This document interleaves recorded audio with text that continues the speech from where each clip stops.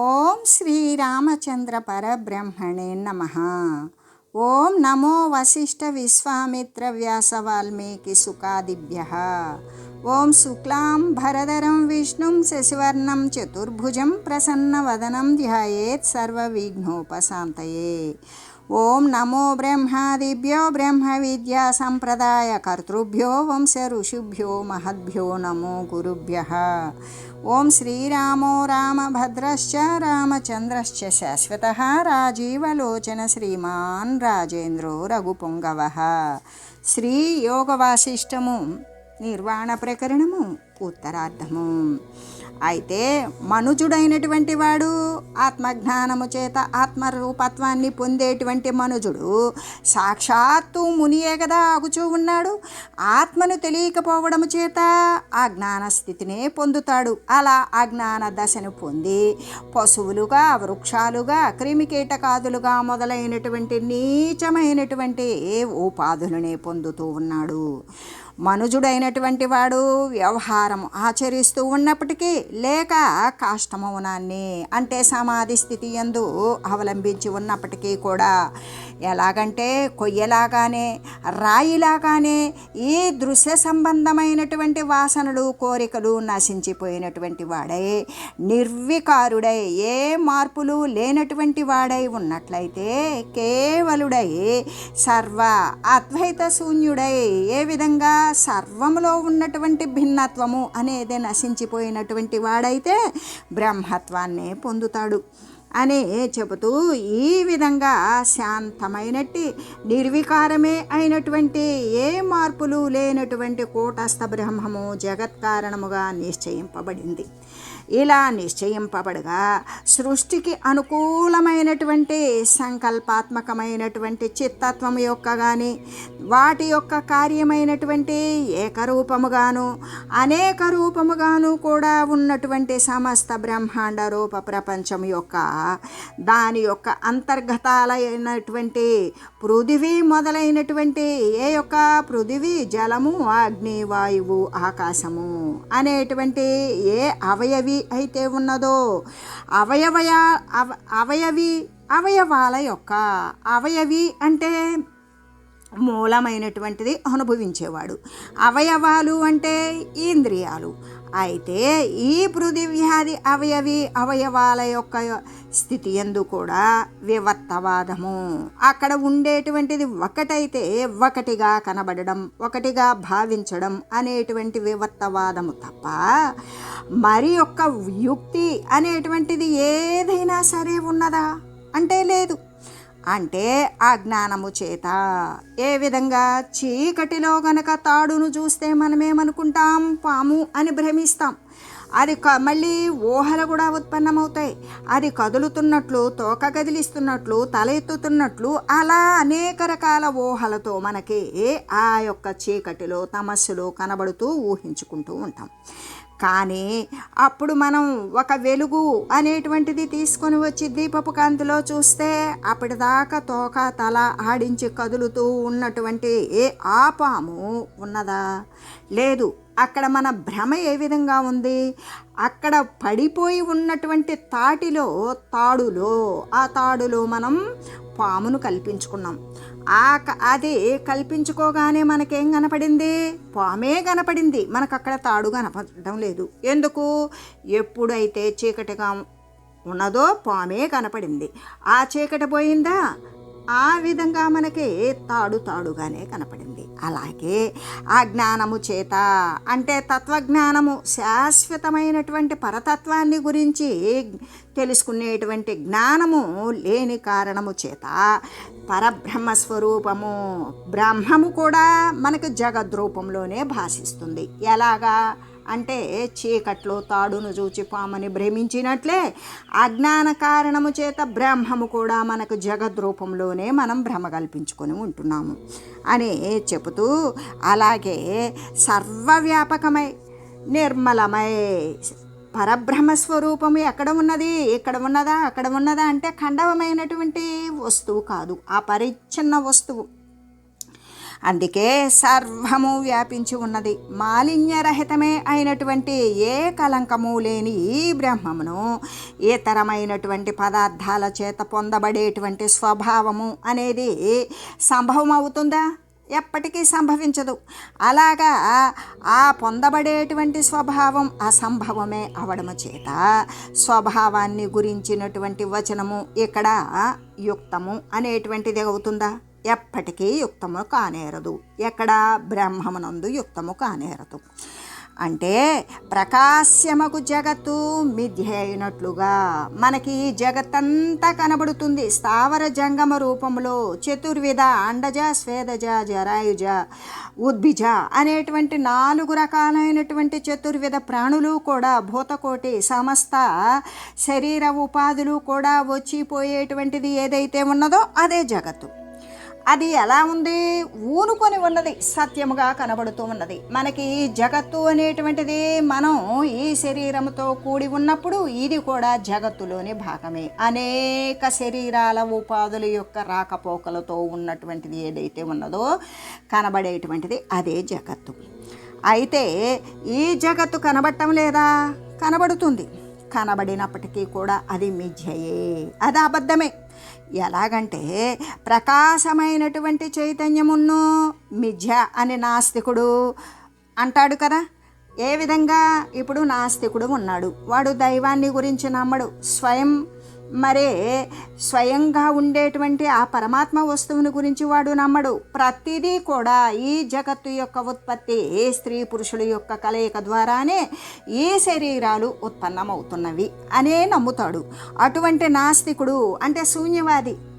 సర్వవ్యాపకమైన సర్వసత్తాక ప్రతిపత్తి కలిగినటువంటి సర్వానికి ఆధారము ఆధేయము అయినటువంటి పరమాత్మ వస్తువు ఒకడు ఉన్నాడు. సర్వేక సమస్తము వచ్చిపోయేటువంటి స్థితి కాదు, సర్వము నిండి పరిపూర్ణమై తాను అచలమై ఉన్నటువంటి ఆ పరమాత్మ సర్వానికంటే కూడా అధిష్టాన వస్తువు ఒకటి ఉన్నది. దాని ద్వారానే మిగతావన్నీ కూడా దానిని మూలమైనటువంటి పరమాత్మ వస్తువును ఆసరా చేసుకొని ఉంటున్నవి అనే విషయం నాస్తికుడు ఒప్పుకోడు. ఎలాగంటే ఇప్పుడు ఎందుకు ఒప్పుకోడు అంటే వాడికి కనిపించట్లేదు, వాడిని నమ్మడం లేదు. అలాగే ఇప్పుడు మనకు కనపడేటువంటి జగత్తు అబద్ధమే అయినప్పటికీ కూడా ప్రకాశమును చైతన్యమును అంటే కనబడుతూ ఉన్నప్పటికీ కూడా తాను ప్రకాశిస్తూ ప్రతి యొక్క వస్తువును ప్రకాశింపజేసేటువంటి చైతన్యము కూడా మిథ్య అని కదా నాస్తికుడు అంటే అది సరిపోతుందా? సరిపోదు. ఎందుకు? సర్వవ్యాపకమైనటువంటి పరమాత్మ లేదు అంటే సరిపోతుందా? సరిపోదు. అలాగే ఈ కనబడేటువంటి జగత్తు ఇది సత్యము అంటే మిథ్య అయిన వస్తువు, అసత్యమైన వస్తువు, వచ్చిపోయేటువంటి స్థితి మనందరం కూడా అనుభవ ప్రకారం చూస్తూనే ఉన్నాం. అటువంటి దానిని సత్యము అంటే అది సరిపోతుందా? సరిపోదు. ఎలాగంటే సమస్తం యొక్క అభావాన్ని కూడా చెప్పేటువంటి ఏదైతే మనం చూడబడేటువంటి దృశ్యమాన లోకము, దేహము మొదలైనటువంటి వీటి యొక్క వస్తువుల యొక్క అభావము లేదు అని చెప్పేటువంటి ఆ నాస్తికుని యొక్క ఆత్మ విద్యమానమయ్యే ఉన్నది కదా. ఎందుకు? సర్వానికి ఆధారమైన పరమాత్మ అనేటువంటిది వాడికి తెలియదు. అయినా కూడా ఈ యొక్క ఆడ మగ యొక్క కలయిక ద్వారానే ఉత్పత్తి జరుగుతుంది. ఇప్పుడు ఉన్నామా, అభివృద్ధి చెందామా, తిన్నామా, పోయామా, పోతే మరొక శరీరం లేదు, ఏ కర్మ ఫలితాలు లేవు, దానికి మూలమైనటువంటి ఆ పరమాత్మ అనేటువంటి వస్తువే లేదు అని మాట్లాడేటువంటి వాడు తాని యొక్క అంటే సమస్తాన్ని గురించి కూడా ఏ భావన లేకుండా చెప్పేటువంటి ఆ నాస్తికుని యొక్క విద్యమా ఆత్మ. ఆ నాస్తికునిలో వాని యొక్క శరీరాంతర్గతంగా వాడు మాట్లాడడానికి, ఊనుకోవడానికి, వాడు జీవించి కదలడానికి మూలమైనటువంటి ఆత్మస్వరూపం అనేటువంటిది ప్రకాశిస్తూనే ఉన్నది కదా. అదే లేకపోతే వాడికి ఆలోచనలు, మాటలు అనేటువంటివి వస్తాయా? రావు.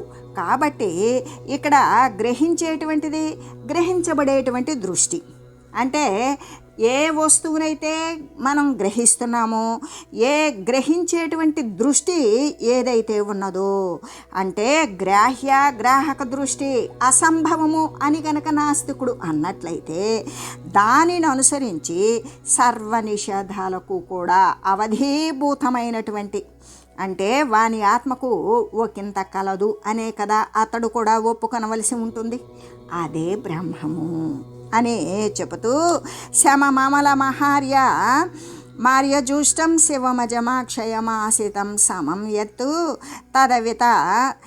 తదవితద పదం తదాస్త్వశాంతం పిబలల భుంక్ష్వ భవానయం హీనాస్తి.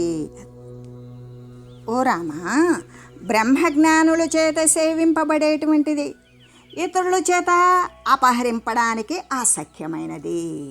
ఈ పరబ్రహ్మము అనేటువంటిది ఎలా ఉంటుంది అంటే, బ్రహ్మజ్ఞానుల చేత, బ్రహ్మమును పొందగలిగినటువంటి జ్ఞానాన్ని సముపార్జించుకున్నటువంటి వాళ్ళ చేత సేవించబడుతూ ఉంటుంది.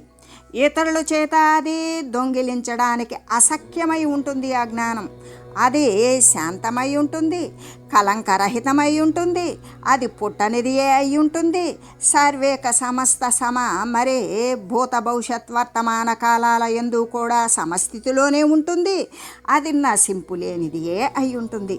అటువంటిది ఎలా ఉన్నది? నిత్య సిద్ధమై ప్రకాశిస్తూ ఉన్నది అయినటువంటి పరమాత్మ సత్యమైనటువంటి శివపద రూపుడవై నువ్వు కూడా ఉండు. అంటే ఆత్మరూపుడవై నీవు కూడా అలాగే ఉండు. ఏ విధంగా? శాంతంగా, నిర్మలంగా, పుట్టని విధంగా, సమస్థితిలో నశింపు లేని విధంగా, నిత్య సిద్ధమై సర్వే అంటే శాశ్వతమైనటువంటి ప్రకాశ స్వరూపంలో పరమార్థమైనటువంటి సత్యమైన శివపద రూపుడవై నువ్వు కూడా ఉండు. ఆత్మరూపుడవై ఉండు. వ్యవహార దశ ఎందైతే ఇతరులలాగానే నీవు కూడా భోజనాలు కానీ, తాగడం కానీ, క్రీడలు కానీ మొదలైనవి ఏవైనా ఉంటే వాటిని చేయు. అలాగైనట్లయితే నీవు కూడా ముక్తుడివే అవుతావు. నీవు వ్యవహార దశయందు అంటే నీవు ఈ శారీరకమైనటువంటి దృష్టి లేకపోయినప్పటికీ కూడా ఆ వ్యవహారం సలిపేటప్పుడు ఇతరులు ఏ విధంగా ఉంటూ ఉన్నారో, వాళ్ళు ఏ విధంగా భోజనం చేస్తారో, ఏ విధంగా మరి పానం త్రాగడం చేస్తారో, ఏ విధంగా ఇతర క్రియలను ఆటలను సలుపుతారో నీవు కూడా అలాగే సలుపు. అలాగైనట్లయితే నీవు విడివడిన వాడవే అవుతావు, ముక్తుడివే అవుతావు. ఎలాగంటే ఈ దృశ్యబంధము ఎందుకు? దృశ్యముతో నీవు అంటి లేవు కాబట్టి నీకు ఈ దృశ్యబంధము అనేటువంటిది లేదు కదా. కాబట్టి ఓ రామా, ప్రశాంతమై నిర్మలమై బ్రహ్మవేత్తల చేత మాత్రమే సేవించబడుతూ ఉండేటువంటిది అయి ఇతరుల చేత దొంగిలించడానికి సఖ్యము కానటువంటిది అయి శివరూపమై అంటే మంగళ రూపమై జన్మ అనేటువంటిది రహితమైపోయి నాశము అనేటువంటిది వదిలివేసినది అయి శాశ్వతమై నిత్య సిద్ధమై సమమైనట్టి పరమార్థ సత్యము ఏదైతే ఉన్నదో, ఏ ఆత్మ ఏదైతే కలిగి ఉన్నదో అదే నీవయ్యుండు. ఇంకా కూడా వ్యవహారాలయందు ఇతర జనుల్లాగానే నీవు కూడా తిను, తాగు, క్రీడించు. అలా చేసినప్పటికీ కూడా నీవు ముక్తుడివే అవుతావు. ఎలాగంటే ఈ దృశ్యము నీకు ఎప్పుడూ కూడా లేకయే ఉన్నది. నీ దృష్టి పదంలో ఈ దృశ్యమంతా కూడా మిథ్యయే అయ్యున్నది.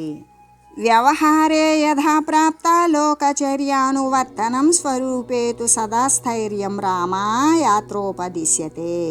వ్యవహారమునందు యథాప్రాప్తములైనటువంటి లోక కార్యాలనే చేయుచు ఎల్లప్పుడూ కూడా ఆత్మస్వరూపమున స్థిరముగా ఉండేటువంటి దానిని శ్రీరామచంద్రుని కొరకు శ్రీ వశిష్ఠ మునీంద్రుడు ఈ విధంగా తెలియజేశాడు అని చెబుతూ, ఈ నిర్వాణ ప్రకరణమునందు ఉత్తరార్ధంలో భావనా ప్రతిపాదనము అనేటువంటి దానిని గురించి తెలియజేసి ఇంకా కూడా శ్రీ వశిష్ఠ గురుదేవులు ఇలా చెప్తూ ఉన్నారు.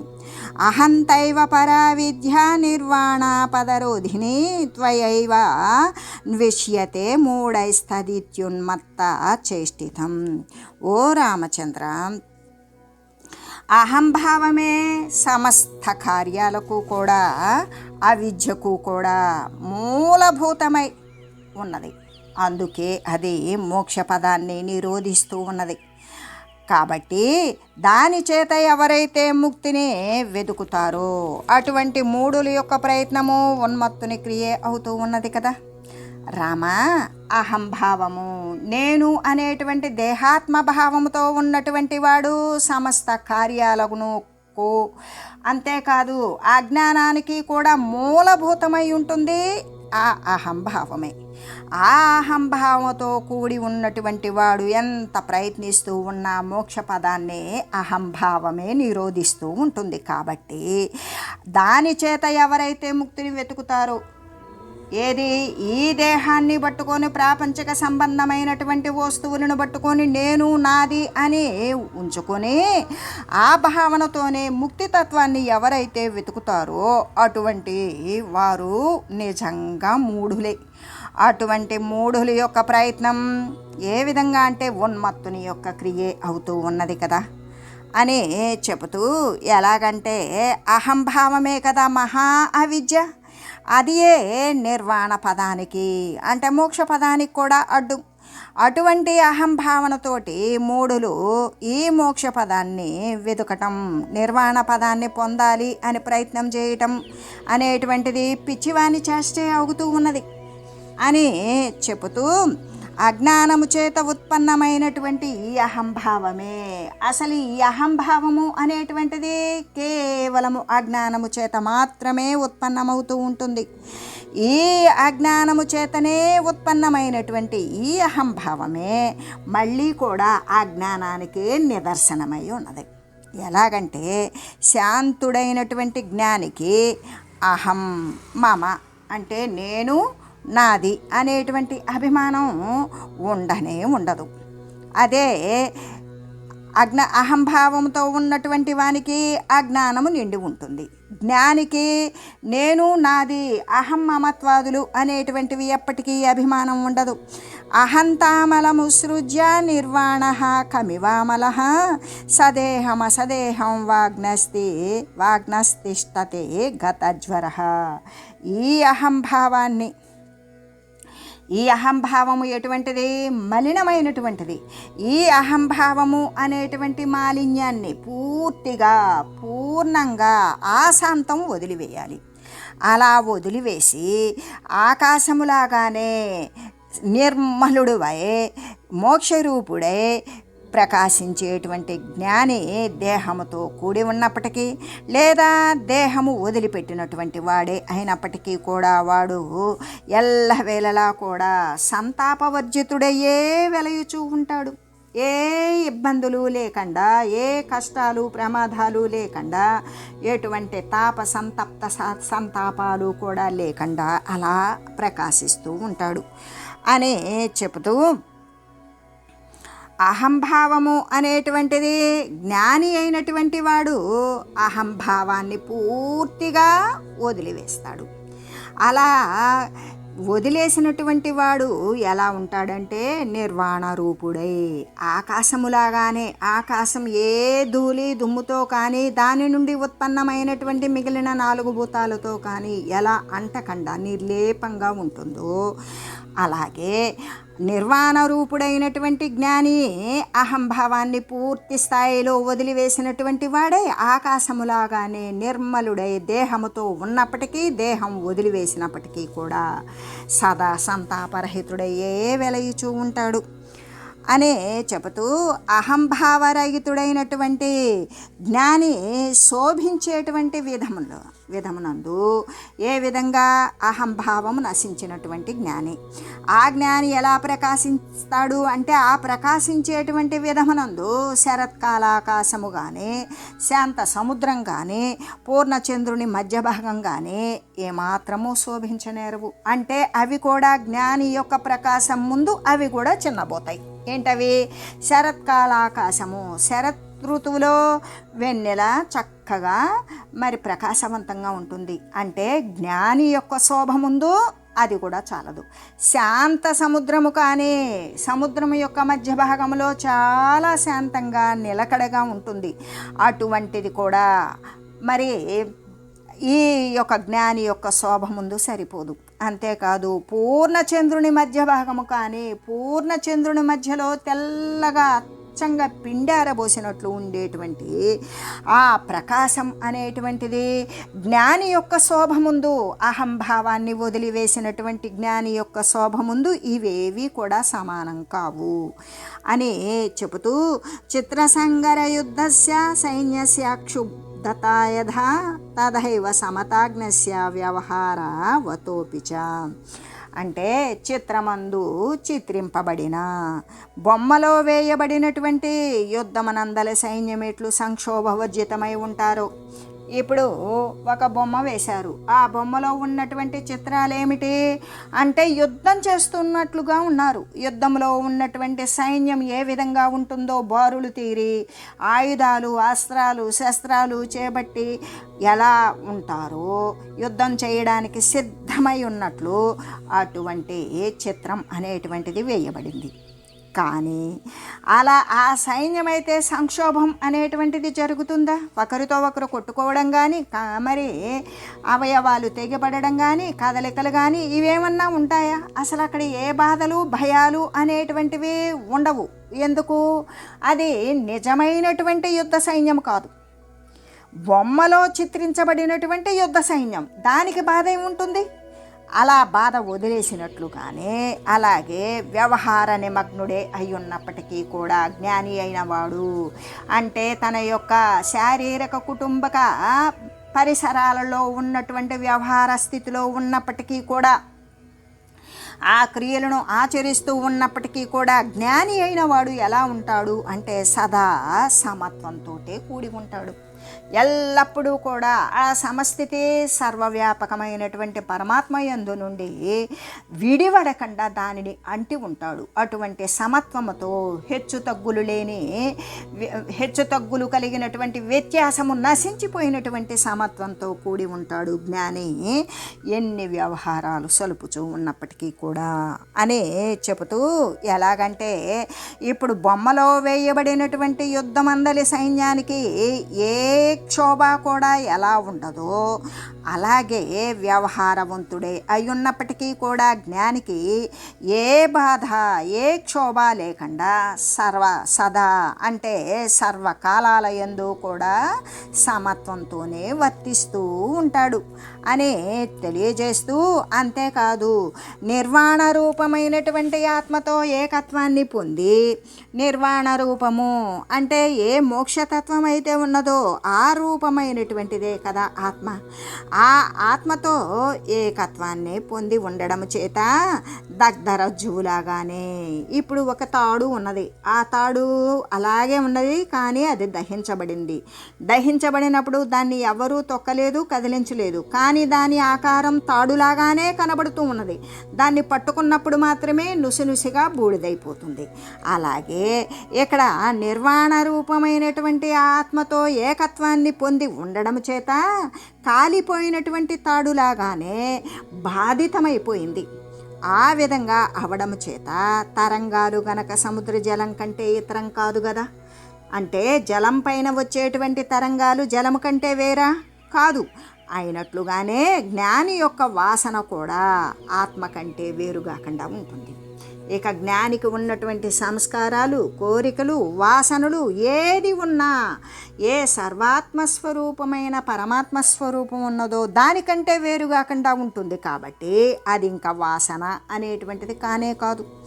చంచలమైనటువంటి తరంగాలతో కూడి ఉన్నప్పటికీ కూడా సముద్రమంతా కూడా జలమే అయ్యున్నట్లుగా దృశ్యము చేత దట్టమయ్యున్న దృశ్యము చేత చిక్కగా ఆవరించబడి ఉన్నప్పటికీ కూడా బ్రహ్మము బ్రహ్మమే అవుతుంది, కానీ అన్యముగా ఇతరమైనటువంటిది కాదుగా. ఎలాగంటే చంచలమైన గొప్పవి చిన్నవి పెద్దవి పొట్టివి ఇటువంటి దీర్ఘ తరంగాలు అలలు వస్తూ ఉన్న ఇవన్నీ కూడా సముద్రమంతా చలనముతో ఉన్నా అవన్నీ కూడా జలమే అయి ఉన్నాయి, కానీ ఈ తరంగాలు అనేటువంటివి జలము కంటే వేరైనవి కావుగా. అలాగే మనం చూడబడేటువంటి ఈ దృశ్యమాన జగత్తులో సర్వేక సమస్త వస్తువులు కూడా దట్టంగా ఆవరించి చక్కగా కనబడుతూ ఉన్నప్పటికీ కూడా అదంతా కూడా బ్రహ్మము నుండి జాలువారిన వస్తువు బ్రహ్మమే అవుతుంది, కానీ ఇతరమైనటువంటిది కానే కాదు. మనము బ్రహ్మమును చూడలేని దోష కారణము చేత జగత్తును చూస్తూ ఉన్నాం, అది సత్యం అనుకుంటూ ఉన్నాం. అక్కడ మనం గమనించినా గమనించకపోయినా తెలిసినా తెలియకపోయినా ఉండేటువంటిది బ్రహ్మమే. అలాగే తరంగాల చేత బాహ్యమున క్షోభాయుతముగా ఉన్నప్పటికీ కూడా సముద్రములోన ప్రశాంతంగా ఉండునట్లుగానే ఇప్పుడు తరంగాలు ఎక్కడుంటాయి? నదికి కానీ సముద్రానికి కానీ తీరం వెంబడి 2 కిలోమీటర్ల దూరం వరకు ఉంటాయి. అదే లోపల ఎలా ఉంటుంది? ప్రశాంతంగా ఉంటుంది మధ్యలో. అలాగే బాహ్యమునందు బాధపడుతున్నట్లుగా కనబడుతూ ఉన్నప్పటికీ కూడా జ్ఞాని అయినటువంటి వాడు మరి అభ్యంతరమున వాడి అంతర్గతమునందు శాంతముగా సదా ప్రసన్నంగా ఉంటాడు, ఎల్లవేళలా ప్రసన్నంగానే ఉంటాడు. అటువంటి వాడే కదా ముక్తుడు అని మరీ చెప్పబడుతూ ఉన్నది. అంటే జలమందు తరంగ రూప జలము స్ఫురించినట్లుగానే ఇప్పుడు జలమునందు తరంగ రూపములో ఏం కనపడుతుంది? జలమునందు జలమే తరంగ రూపములో కనబడుతూ ఉన్నది. అలాగే చైతన్యమగు ఆత్మయందు ఏ అహంకారము మొదలైన సృష్టి రూపము చేత కనబడేటువంటిది చైతన్యమే కనబడుతూ ఉన్నది. అక్కడ జలము కంటే తరంగాలు వేరు కాదు, జలమే తరంగ రూపములో మరి జలమునందు తరంగ రూపములో జలమే కనబడుతున్నట్లుగా ఈ చైతన్యమగు ఆత్మయందు అహంకారము మొదలైనటువంటి సృష్టి రూపము చేత ఈ చైతన్యమే స్ఫురిస్తూ ఉన్నది, ఈ చైతన్యమే కనబడుతూ ఉన్నది. ఇక అలాంటప్పుడు ఇక పదార్థాల యొక్క అనేకత్వము అనేటువంటిది ఉంటుందా? సర్వము కూడా మిథ్య అనే కదా భావము. జలమును చూసినప్పుడు తరంగాలు మిథ్య, ఏ విధంగా చైతన్యాన్ని చూసినప్పుడు జగత్తు మిథ్య. ఎందుకు? జలమునందు తరంగ రూపములో జలమే కనబడుతుంది, చైతన్యమునందు సృష్ట్యాది రూపములో చైతన్యమే కనబడుతూ ఉన్నది. అప్పుడు మనకి ఏం తెలుస్తూ ఉన్నది? విచారించి చూసినప్పుడు పదార్థాల యొక్క అనేకత్వము భిన్నత్వము అనేటువంటిది ఉన్నదా? సర్వేక సమస్తము, చూడబడేది చెప్పబడేది సర్వము మిథ్య అనే కదా అర్థం. అలాగే ఆకాశమున ధూమము అంటే పొగమంచు వంటి మేఘరూపము స్ఫురిస్తూ ఉంటుంది. ఖాళీలోనే కదా మనకి మేఘరూపంలో కనబడేటువంటిది ఏంటి? ధూమము లేదా పొగమంచు. అది కనబడుతూ ఎలా? గజ రథాది ఆకారాలను రచించినను. ఒక్కొక్కసారి అలాగే పడుకుని చూసేటప్పుడు ఆకాశంలో అంటే ఆకాశాన్ని చూడగలిగినటువంటి స్థితి ఇప్పుడు ఎవరికీ లేదు. అంతకుముందు సాయం సమయంలో చల్లపొద్దు వేళ సాయంత్రం పూట మంచాలు బయట వేసుకొని ఆకాశంలోకి చూస్తే అక్కడ ఆకాశంలో ఉన్నటువంటి మేఘాలు చూసేటువంటి వాడి ఊహకు తగినట్టుగా కనబడేవి. ఇప్పుడు మొత్తం కూడా పెద్ద పెద్ద భవనాలు, ఆ భవనాలలో ఏసీ రూములు, టీవీలు ఇటువంటివన్నీ ఉండి ఆకాశాన్ని నిశితంగా పరిశీలించగలిగినటువంటి సమయం కూడా మనం ఉపయోగించుకోలేకపోతున్నాం, పిల్లలకి ఇవ్వలేకపోతున్నాం. కాబట్టి ఏ విధంగా అంటే అప్పుడు అలా చూసేటప్పుడు ఏనుగుల రూపంలో కనపడతాయి మేఘాలు, రథాల ఆకారంలో కనబడతాయి. ఇలా వాని యొక్క ఊహ ఏ విధంగా ఉంటుందో ఊహ ప్రకారం ఆ ఆకృతులు కనబడుతూ ఉంటాయి. ఎన్ని ఆకృతులు కనపడినా ఆ ధూమము కంటే ఇవి వేరా? మనం రథాలు చూడని, గుర్రాలు చూడని, ఎంట్రుకలు చూడని, లేదు పాములు చూడని, ఇంకా రాక్షసులను చూడని, యక్షులను చూడని, ఏది ఊహించుకుంటే ఆ మేఘము ఆ విధంగా ఆ మనిషికి గోచరించినప్పుడు అటువంటి ఆకృతులన్నీ కూడా అక్కడ కనపడేటువంటి మేఘము కంటే, ధూమము కంటే, పొగమంచు కంటే వేరా కాదు. అలాగే ఈ సృష్టులన్నీ కూడా పరమపదము అంటే ఆత్మ కంటే వేరైనటువంటివి కావు కదా అని తెలియజేస్తూ ఓం మంగళం శ్రీ గురుదేవాయ మహనీయ గుణాత్మనే సర్వలోక శరణ్యాయ సాధురూపాయ మంగళం. ఓం మంగళం కోసలేంద్రాయ రామాయ రామభద్రాయ చక్రవర్తి తనూజాయ సార్వభౌమాయ జానకీ వల్లభాయ శ్రీరామచంద్రాయ మంగళం. ఓం తత్సత్.